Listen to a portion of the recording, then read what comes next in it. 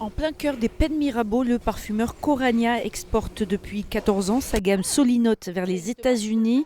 Cela représente aujourd'hui presque 20% du chiffre d'affaires de cette entreprise presque centenaire.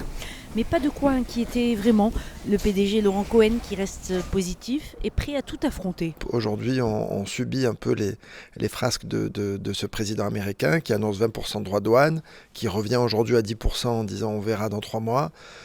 On le subit avec beaucoup de résilience, avec beaucoup d'agilité, avec beaucoup d'audace, mais avec l'envie quand même de continuer à développer notre activité sur le marché américain. Ce n'est pas la première chose qui nous arrive. Et je peux vous dire d'ores et déjà qu'il y en aura d'autres, mais on fera face et on arrivera à continuer à développer nos marques sur les marchés américains. Au pied de la Sainte-Victoire, Jacqueline Guichot, propriétaire du domaine Sincère, produit du vin, un Côte de Provence dont raffolent les Américains. Alors forcément, l'annonce est compliquée à digérer. Disons que ça crée une atmosphère un petit peu particulière, un peu d'incertitude, enfin un peu de grandes incertitudes sur ce marché-là, mais pas que.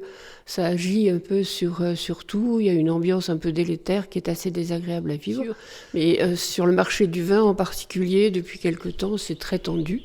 Et donc, voilà, on vit ça comme on peut, on essaie de s'adapter. Et en 2024, l'export des rosés d'appellation Côte de Provence vers les États-Unis représentait 14% de cette production.